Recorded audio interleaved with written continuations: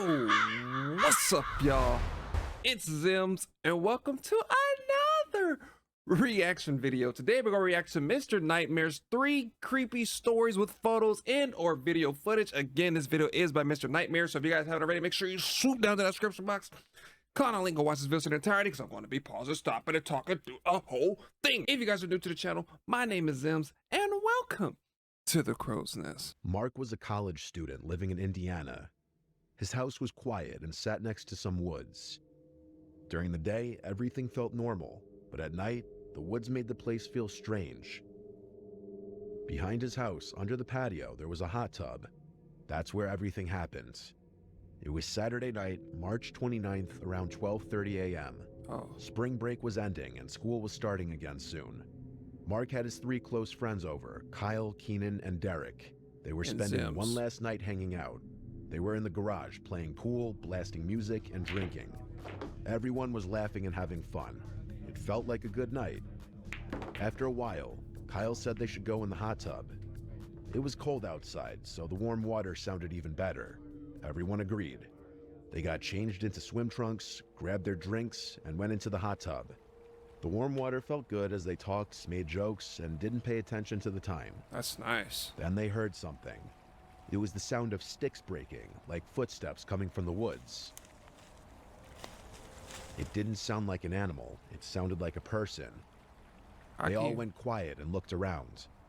Keenan tried to... For my hunters out there, can you tell the difference between animal breaking branches and humans breaking branches? I'm not too sure, because that's kind of weird to be like, oh, it's human footsteps and not animal footsteps. So let me know down in the comment section, because I'm in the unknown and I'm not too sure. I'm not an avid hunter, so I would not know. Calm everyone down and said it was probably nothing. The others laughed, but it was more to stop feeling nervous. They turned the music up louder and tried to keep talking. About 10 minutes later, a man walked out of the woods.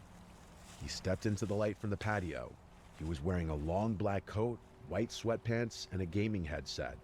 His eyes were wide, and his face didn't show any feeling. Dr. Disrespect? Everyone jumped. They yelled at him and asked who he was and what he was doing.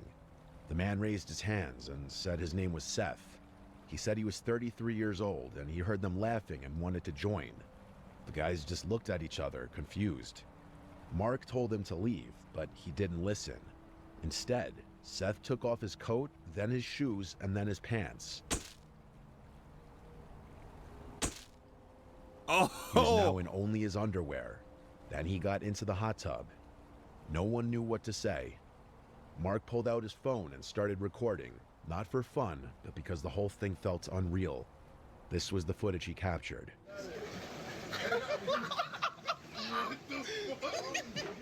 He's drunk. Wait, I caught the drink right there. What was over here?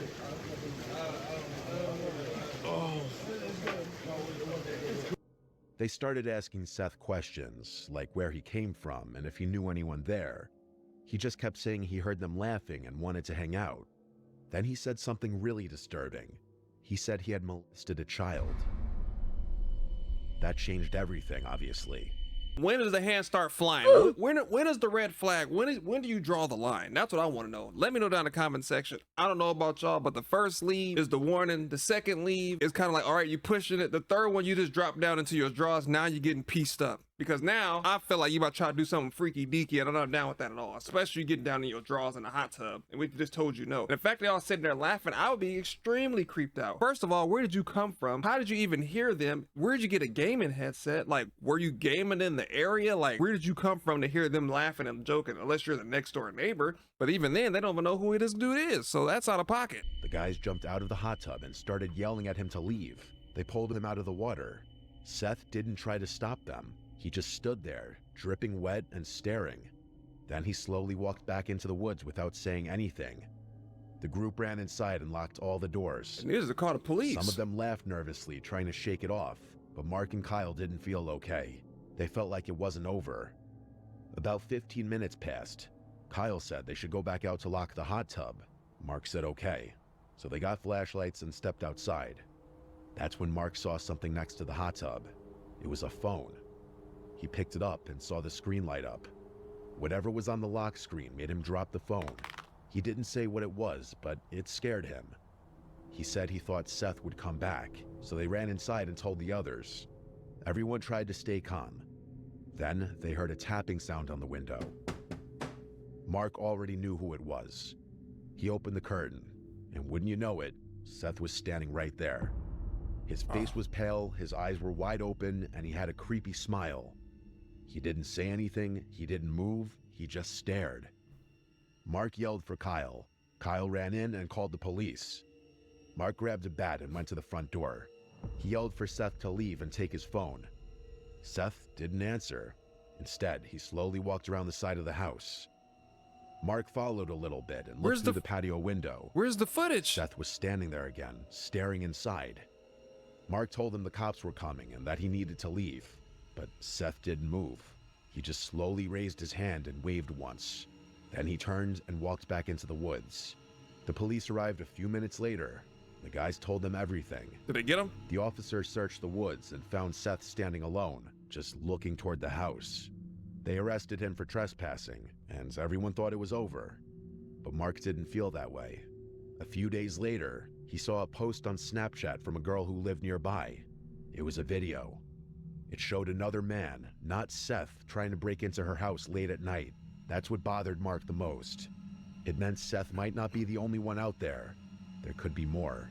They could be connected, and they might not be done. Hey man, that's why now I see why some people just live out in the middle of nowhere. Like, you don't experience stuff like this. Of course the downfalls is if something were to happen, of course it's going to be further for you to get to like civilization or something like that, but you don't have to worry about somebody coming out in the woods and standing like, oh my god. But then again, you just don't even know. So I don't know. That's some creepy stuff right there. The tunnel, submitted by Sam Burns. A few years ago, 3 high school friends named Beck, Matthew, and Tyler decided to explore a sewer tunnel in their neighborhood. It was winter and very cold outside. The tunnel was at the edge of their neighborhood, under a small creek next to some office buildings. These buildings were empty and dark at night. The boys had seen the tunnel before, but never went inside of it. It always looked creepy, and they joked about it, but deep down they were curious. That night, they finally decided to go in. They brought sleds with them, thinking it would help if someone asked what they were doing. They knew they weren't allowed to be there, but they wanted to do something exciting. Just as they pulled into the parking lot, a police car showed up. A police officer got out and asked what they were doing there.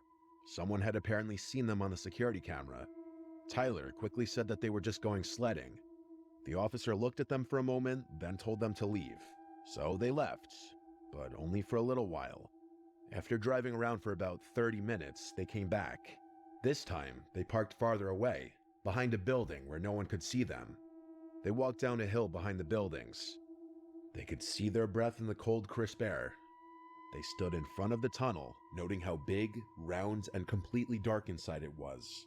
They turned on their flashlights and walked in. Turn off your light, everybody. Oh no. Dude, This is pure nightmare fuel. Dude. 6, 19. 19. Oh my god, this is I don't want to see something I don't want to see. Oh How did we man. even find this? Oh my gosh. Please. Inside the tunnel, the ground was dry. It was quiet, except for the sound of water dripping deeper in. The walls had graffiti all over them. Most of it looked old, but one thing caught their eye. A date was spray painted in large red numbers. 6/19/19. The paint looked newer than the rest, like it was done recently. That made them feel uneasy. Their flashlights weren't very strong and didn't shine very far. Still, they kept walking and acting tough, but deep down they were nervous. The farther they went, the colder it got. The temperature was dropping fast. Even though they were underground, they could still see their breath. The walls looked like they had ice on them. Big icicles hung down from the ceiling. Some were huge and sharp. Keep it slow. Keep it slow. Man, I couldn't do it. I think I saw movement. Wait. Yo, something ran out the darkness, I swear. What's that? Hello? Should we keep going? Can we keep going? No. Don't keep going. Don't keep going. What is this? Who does? Oh my! Who does things like this, man? Bro. Dude, and these icicles can like impale you, dude. Look how like. Yeah. Out. Suddenly, a loud cracking sound echoing from further down the tunnel sends the group fleeing in fear. The sound resembled something heavy hitting stone. It wasn't any of them. The sound came from deeper inside the tunnel, too far to see. They tripped, slid, and bumped into each other as they rushed to get out. Obviously, I feel like it was some homeless person probably living down there. The kids probably went down there and woke them up, and they probably hit something to scare them off, and it probably worked. Unless they were able to brighten the footage and they'll see something on the outside, then I'll change my mind. But maybe it's an older tunnel sewer, maybe. And they just probably heard something. Maybe one of the icicle things fell off and hit something and made that sound. I don't know. I'm making up stuff to make myself feel better. I'm definitely gonna have to watch cartoons after this. When they got outside, they were shaking and breathing hard. That's when Beck noticed his phone was missing. He had dropped it while they were running. Tyler and Matthew told him to forget about it. They didn't want to go back in, but Beck didn't listen. He grabbed his flashlight and started walking toward the tunnel again. The others followed, but they didn't want to. The tunnel felt different this time. It felt even darker. The air felt heavy and strange, like something was wrong. Their flashlights didn't work as well, and the silence was even worse than before. It felt like something was watching them. I feel like my pocket got like a little emptier over here, like somewhere over here. Matthew, go over here this way. No, dude, that's when we fucking heard the noise. Shit, dude, do I have to go back there? Yeah. If you want your phone, First, bro. you better call Verizon. No, it's your phone. At some point off camera, Beck found his phone. Afterwards, the group continued deeper into the tunnel investigating. And that's when they heard a sound. It must have hit like here or something. What was it? Do you remember A loud scream came from deeper in the tunnel. It echoed off the walls and felt like it was getting closer. They didn't wait. They turned and ran as fast as they could.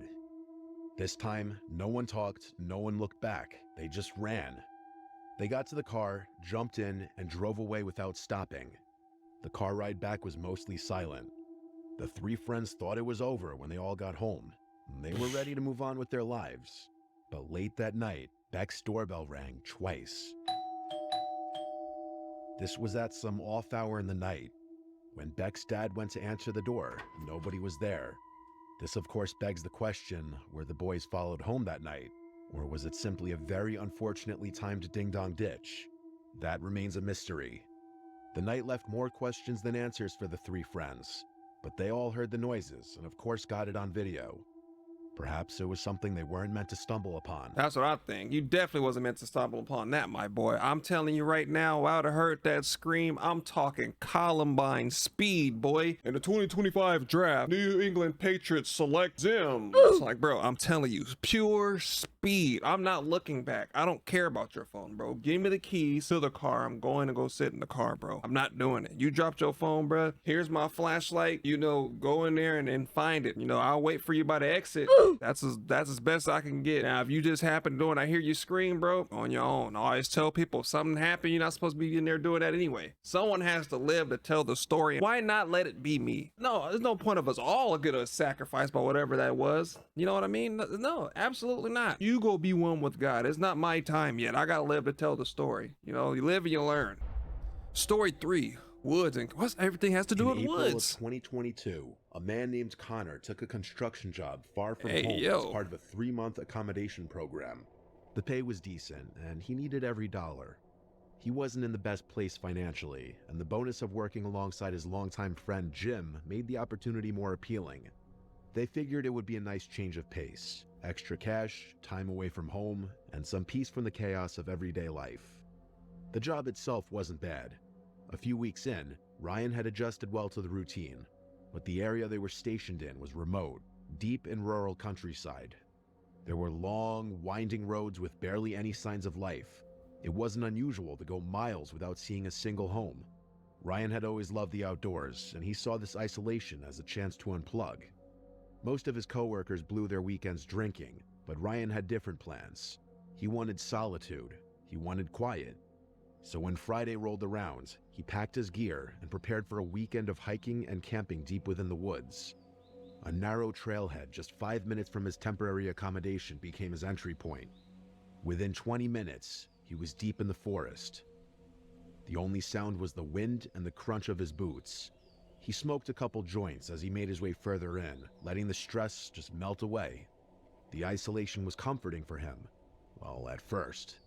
Around 7 p.m., the sun began to sink behind the treetops. Shadows stretched long across the trail. Ryan knew it was time to find a place to settle. That's when he noticed something unusual. There was a scent in the air, burning firewood, and a light layer of smoke drifted between the trees.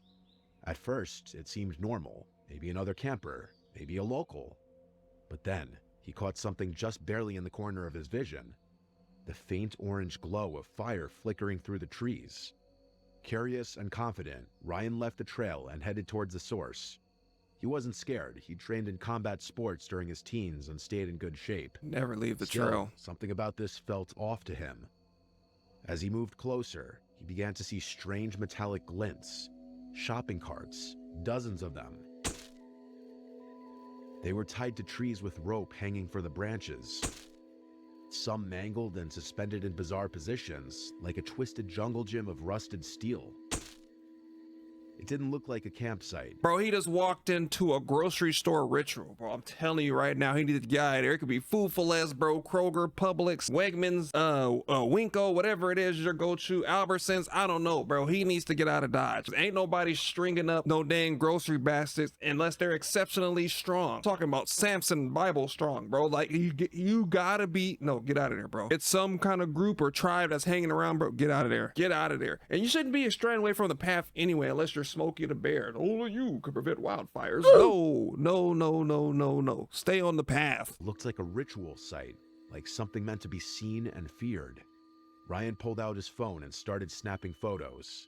He had to prove this to his friends someday because no one would believe it otherwise. Then, something even stranger caught his eye. Hung directly above the fire was a charred, old-fashioned duck ornament.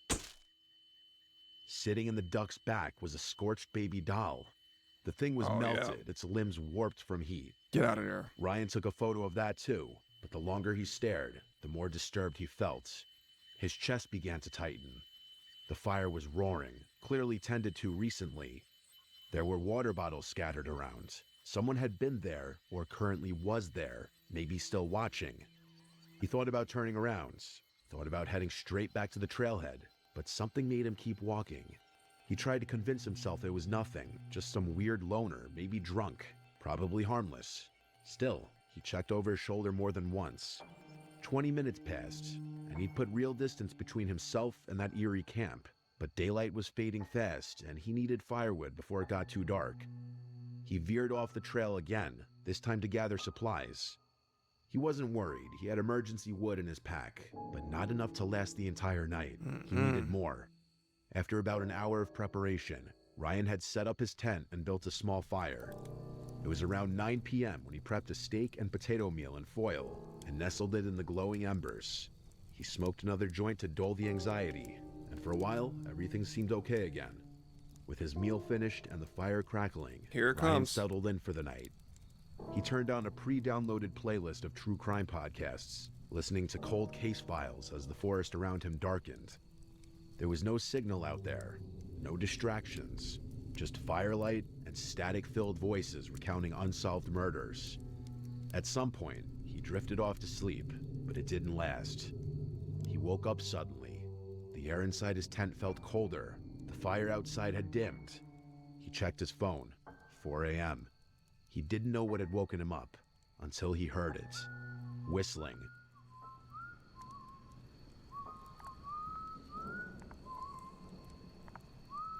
A slow, eerie tune carried through the trees surrounding his camp. He froze. His body wouldn't move. It was like something inside him had shut down. He lay motionless, listening as the sound crept closer. Then the whistling stopped. What followed was worse. Soft footsteps, fast, light, and quiet, circling his tent. He couldn't see them, but he could hear them crunching twigs and shifting leaves. His heart pounded in his throat. Then, without thinking, his body finally snapped into motion. He jumped up, threw on his boots, and burst out of the tent. What made it worse, what twisted the fear into something primal, was that the footsteps had come from the direction he had entered the trail. The way back to safety was now blocked. He had no choice but to run deeper into the forest. He sprinted as fast as he could, crashing through brush and low branches. But behind him, he could hear more footsteps, multiple, and they weren't in sync. Told The you. sounds overlapped, too fast and scattered to just be one person. There were two of them, maybe more. For 5 straight minutes, he ran until his lungs burned and his legs begged for rest. He found a dense cluster of trees and dove into the underbrush, burying himself in leaves and tangled roots. He didn't move. He barely breathed. The footsteps faded, distant now, but he didn't dare come out. He waited, still and silent in the dark. Bro, I would have came one with the earth. I would have slept in the brush. I would have became the brush. I would have started sprouting rose stems and thorns all out my neck, bro. I would have became one with the world. I am not moving for the rest of the night. Obviously, dudes know they back of the woods like the back of their hand. They didn't have no light, no candle, bro, no lantern. They were just out there running through the brush. Didn't care about getting stuck in the eye by any protruding branch or anything. They were just moving. Chase of it. 2 of them. I knew it. I told you it had to be more than one. It was a cult, bro. I don't know if it was the CEOs of the nearby grocery stores. I don't know what it was, but this was not it, Chief. I could never go camping by myself. Shout out to those that do it, man. Kudos to you. You're brave. You super bold. I could not. Oh, man. When they heard the footsteps circling around him, his heart went into his neck or whatever it was. My heart would have went out the back door. It would have dropped out, came back up, and then dropped back down again. Eventually, he knew he had to move. He crawled through the forest with branches cutting into his arms and legs. Every step was slow and careful. When the trees finally began to thin, he broke into one final sprint. He recognized the trailhead, the way out, and he ran without stopping. No one followed him after that. The forest was quiet, but the damage was done. He got back to his accommodation and immediately reported the incident to the police. They took his statement and promised to investigate, but he never heard anything back. To this day, Ryan believes the people who chased him were the same ones who built that bizarre shrine of carts and dolls. What they were doing out there and what they wanted, he doesn't know, but it was more than just a creepy encounter. To him, it felt ritualistic, cult-like. He finished his contract and returned home, but the memory never left him. He still remembers the sound of the footsteps, the whistling, and the feeling of helplessness. If there's anything to learn from this story, it would be to trust your instincts. If you find something that doesn't feel right, you should leave. Ryan almost didn't, and he knows he might not have lived to tell the story if he had stayed. And another thing that was like crazy is that, like, if I was like planning to go on a camping trip and I seen that camping trip is over, we're picking another location or we're going to camp on another day, another month or something else, I can't do that. That would have just ruined my whole mood. But let me know down in the comment section which story you thought was the worst. Obviously, number 1 had me on the edge of my seat because I can only imagine cold air. And if anyone that's ever been to the, like, in that intense cold, trying to breathe in intense cold weather is insane. It hurts. And then imagine like you're in fear and you're running through thick brush, so it's not like a flat surface. I know he had to be tired, and I know he had to take a lot out of him to be laying there and having to like breathe silently or not loud enough to where the 2 people or more could have found him. So yeah, let me know down in the comment section. Again, this video is by Mr. Nightmare, so if you guys haven't already, make sure you swoop down to that description box, click on the link and watch the video in entirety, because I was pausing, stopping, and talking through the whole thing. If you guys are new to the channel, my name is Zems, and welcome to the Crow's Nest. I know we keep going up and down from 10,100, but I just want to say I'm thankful. Thank you guys so much. I'm really, really grateful that you guys are supporting me. And those of you that are new to the channel, thank you so much for subscribing and being along for the journey. And it's only up from here. But again, thank you guys for watching, and I'll see you guys next time. But no one told you today, God loves you.